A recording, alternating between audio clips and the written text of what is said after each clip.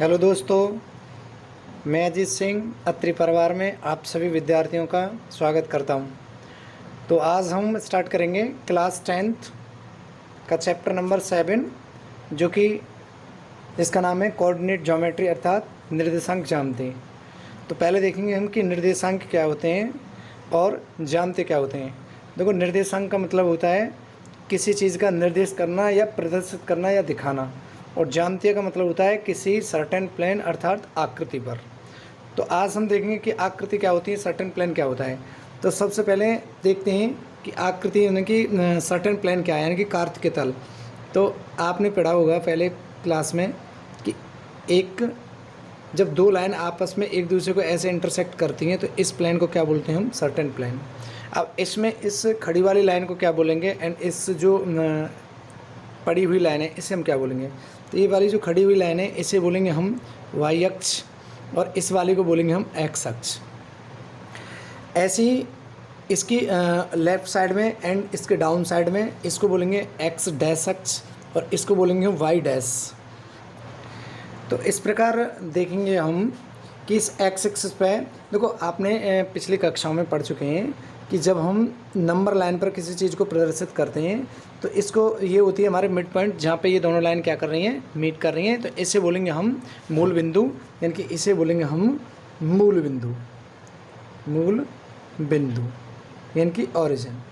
अच्छा, इसके जो लेफ़्ट साइड में और इसके राइट साइड में, इसके राइट साइड में कौन से होंगे, राइट साइड में हमेशा जो वैल्यू होती हैं वो पॉजिटिव में आती हैं, क्योंकि नंबर लाइन पर आप पीछे पढ़ चुके हैं कि नंबर लाइन पर हमेशा क्या दिखाती हैं हम, जो राइट साइड में होती हैं वैल्यूज़ कैसी होती हैं हमारी, प्लस। ठीक है, तो जैसे नंबर इसमें प्लस होंगे इधर साइड में, ऐसे इधर साइड में क्या होंगी, जितनी भी वैल्यू होंगी हमारी माइनस की। एंड ऐसे ही ऊपर की तरफ देखेंगे तो इधर साइड में कौन सी वैल्यू हमारी, प्लस की। एंड नीचे देखेंगे तो इधर साइड में वैल्यू कैसी होंगी हमारी, माइनस की। ठीक है, तो इस प्रकार हम देखेंगे इस पर जितनी भी वैल्यू दिखाई जाएंगी प्लस एंड माइनस। तो ये जो प्लेन है, यानी कि ये जो सर्टेन प्लेन है, इसको ये जो लाइन है, दो लाइन आपस में कितने उसमें डिवाइड कर रही हैं, ये कर रही हैं इसे 4 पार्टों में। तो इस लाइन को 4 पार्टों में डिवाइड करें। इन चारों पार्टों को हम क्या क्या नाम देंगे, तो सबसे पहले हम इसको देंगे फर्स्ट क्वाड्रेंट। फर्स्ट क्वाड्रेंट का मतलब है प्रथम चतुर्थांश, प्रथम चतुर्थांश। इसको बोलेंगे द्वितीय यानी कि सेकंड चतुर्थांश, यानी कि सेकंड क्वाड्रेंट। और इसे बोलेंगे हम थर्ड क्वाड्रेंट या तृतीय चतुर्थांश, चतुर्थांश। और ऐसे इसमें बोलेंगे, इसमें हो गया तुम्हारे फोर्थ यानी कि चतुर्थ चतुर्थांश।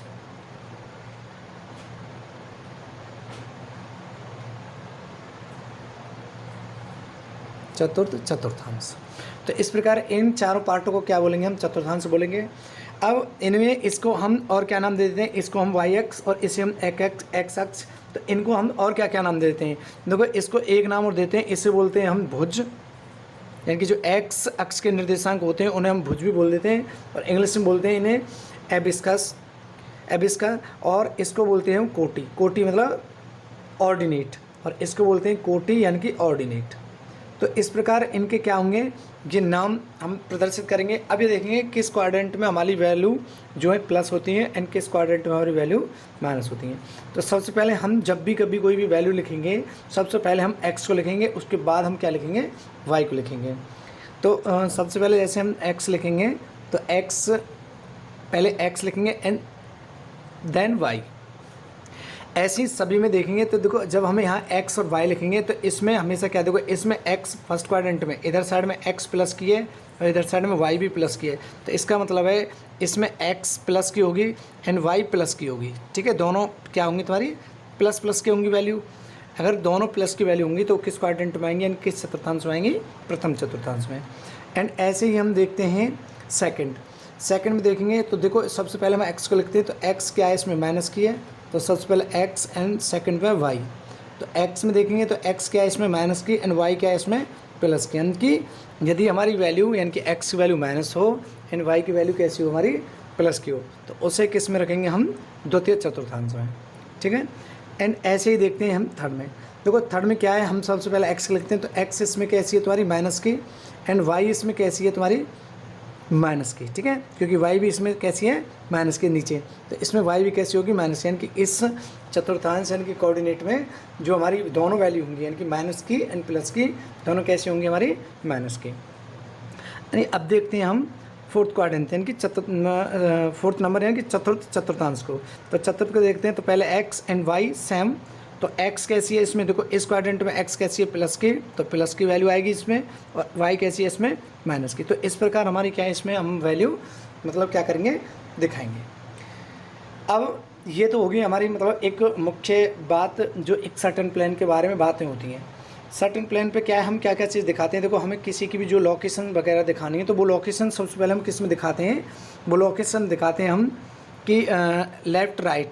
अगर हम दिशा के हिसाब से देखें तो इधर साइड में क्या हो गया ईस्ट, और इधर साइड में हो गया वेस्ट, एंड इधर साइड में मान लो नॉर्थ, और इधर साइड में हो गया साउथ, क्योंकि 4 दिशाएं होती हैं और 4 क्या होती हैं उनके बीच वाली, यानी कि इसको क्या बोलेंगे नॉर्थ ईस्ट, और इसको क्या बोलेंगे साउथ ईस्ट, और इसको क्या बोलेंगे नॉर्थ वेस्ट, और इसको बोलेंगे तो साउथ वेस्ट।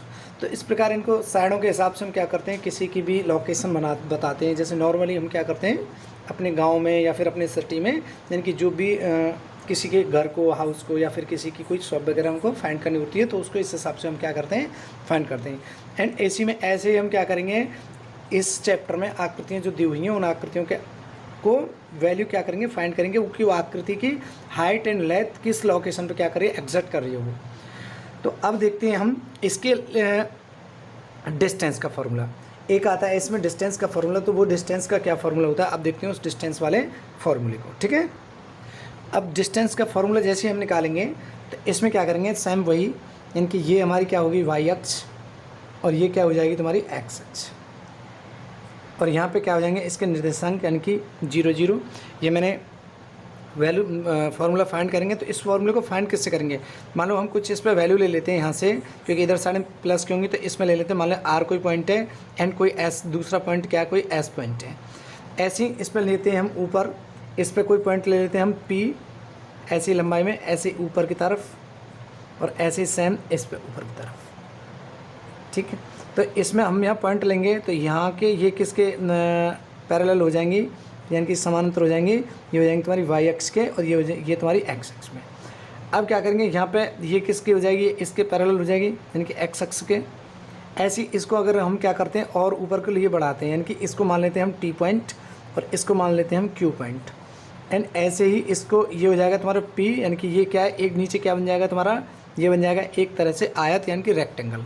एंड ऊपर जब हम P को और Q से मिलाएंगे तो ये क्या बनेगा एक तरह से 90 डिग्री यानी कि कौन सा समकोण त्रिभुज, जिसे हम राइट एंगल ट्रायंगल बोलते हैं, यानी कि समकोण त्रिभुज में। अब हम समकोण त्रिभुज में जब भी हम 2 पॉइंट यानी कि P और Q के बीच की अगर हमें वैल्यू फाइंड करनी है तो इसके लिए हम क्या लगाते हैं, इसको बोलते हैं अगर उसके हिसाब से देखें ट्रायंगल के हिसाब से तो इसे बोलते हैं हम आधार यानी कि बेस, और इसको बोलते हैं हम लंब यानी कि